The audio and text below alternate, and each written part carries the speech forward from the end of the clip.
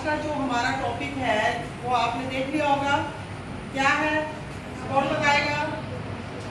तनाव मुक्त बोर्ड परीक्षा। ये आज आपको सेशन स्टार्टिंग में ही बताया जा रहा है।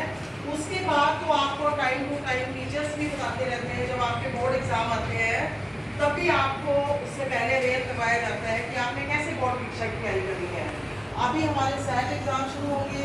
सेट एग्जाम के बाद प्री बोर्ड हाफ ईयरली शुरू होंगे। हाफ ईयरली के बाद प्री बोर्ड होगा। प्री बोर्ड के बाद बोर्ड एग्जाम होंगे, फाइनल बोर्ड एग्जाम।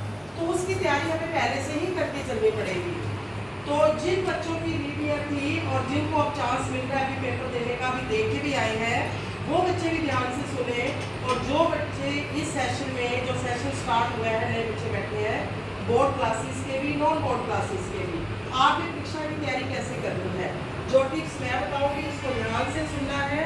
और टाइम टू टाइम आपके टीचर भी आपको अवेयर करते हैं। तो सबसे पहला पॉइंट, कोई भी सब्जेक्ट, अभी जैसे +1 के एडमिशन चल रहे हैं, कोई बच्चा कह रहा है कि मैं साइंस नहीं कर सकता, मैं कॉमर्स नहीं कर सकता, मुझे आर्ट्स लेनी है, तो 1 मिनट तो पहले मैं उसके बारे में बताऊंगी। देखो बच्चों, कोई भी सब्जेक्ट मुश्किल नहीं होता। कोई भी सब्जेक्ट मुश्किल नहीं है। मुश्किल आप उसको खुद बना देते हो। सपोज करो फिजिकल का सब्जेक्ट है, आप सोचते हो कि मैं फिजिकल ले लूँ और सारा साल आपने बुक नहीं खोली, तो पास तो आप फिजिकल में भी नहीं हो। चाहे वो फिजिकल है, चाहे वो ड्राइंग है, चाहे वो साइंस है, SST है, जब तक हम नहीं पढ़ेंगे, प्रॉपर प्लानिंग करके नहीं चलेंगे, तो हम आसान विषयों में भी कई बच्चों की गिरी आ जाती है, जिससे उनकी परसेंटेज के ऊपर फर्क पड़ता है। ऐसा नहीं है कि फिजिक्स पढ़नी है, केमिस्ट्री पढ़नी है, उनकी कोचिंग लेनी है, या उनके आइडियाज हमें टीचर से लेने हैं, कॉमर्स के लेने हैं, अकाउंट के लेने हैं, मैथ के लेने हैं, इकोनॉमिक्स के लेने हैं। फिजिकल का भी आपका जो प्रैक्टिकल का एग्जाम है उसकी तैयारी कैसे करनी है, ड्राइंग है उसका प्रैक्टिकल का एग्जाम है उसकी तैयारी कैसे करनी है, ज्योग्राफी की प्रैक्टिकल की तैयारी कैसे करनी है, थ्योरी की तैयारी कैसे करनी है। तो हर सब्जेक्ट बराबर इंपॉर्टेंस रखता है। 1 नंबर से भी आपकी परसेंटेज डाउन जा सकती है। तो बच्चों, जब भी आपका एग्जाम शुरू हो, आपने बिल्कुल टेंशन फ्री होकर एग्जाम देना है। आपने ये नहीं सोचना कि हाँ ये मैं कर नहीं पाऊंगा। पॉजिटिव एटीट्यूड रखना है आपको। पॉजिटिव सोचो कि मैं सब कुछ कर सकता हूँ। आप सब कुछ कर सकते हो बच्चे, कोई भी चीज आपके लिए मुश्किल नहीं है। आपका जो ये टेन्योर है, जो आपका ये एज है, ये सीखने की एज है। Practice makes a man perfect.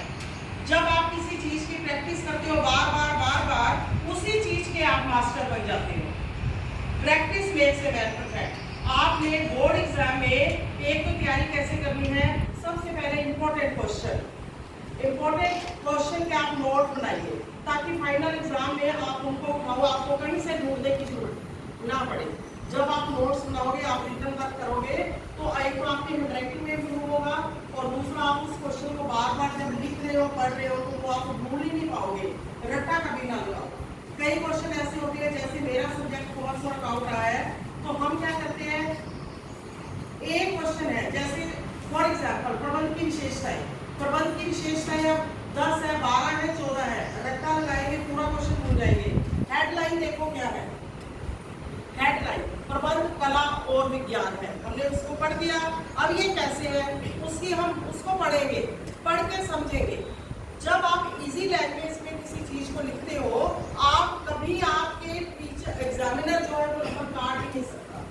Number तब कटते हैं जब आप रट्टा लगाते हो, और फिर जब भूल जाते हो तो फिर उसमें कुछ भी लिखते हो। आप उसको समझो, अपनी लैंग्वेज में लिखो, एग्जाम्पल देके लिखो, और आपको पता होना चाहिए कौन सा क्वेश्चन किस चैप्टर से आया हुआ है।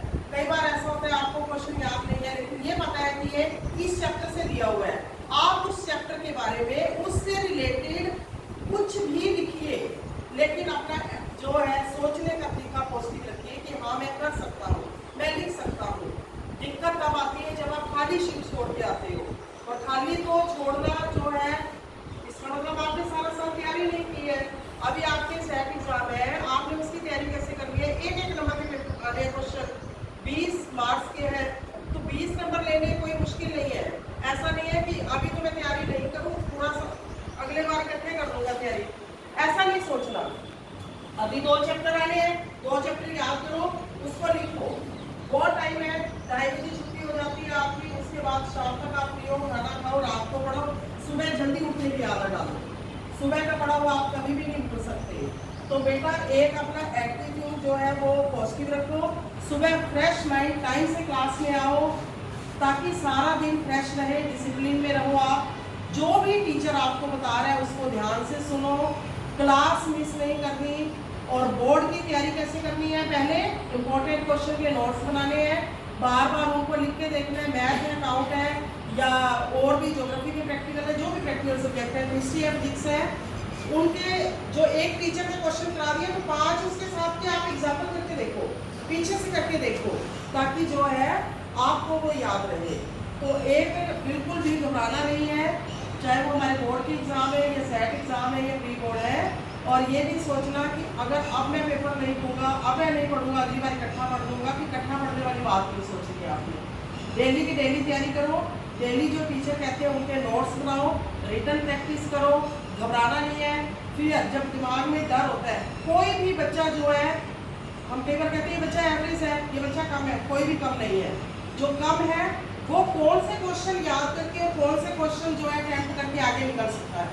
टारगेट बनाओ, मुझे 95% नंबर लेने हैं, मुझे 90% नंबर लेने हैं, मुझे 85% नंबर लेने हैं। एक टारगेट फिक्स होना चाहिए और वो टारगेट आपको अभी से फिक्स करना पड़ेगा, सेशन स्टार्टिंग में ही फिक्स करना पड़ेगा, ताकि उस टारगेट को अचीव करने के लिए आपने उसको किस तरीके से तैयारी करनी है।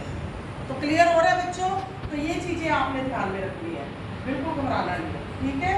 कोई भी आपको दिक्कत है, क्वेरी है, क्वेरी पूछने के लिए बार बार टीचर के पास जाओ, कोई भी टीचर मना नहीं करता। तो क्वेरी तब होगी जब आप पढ़ो।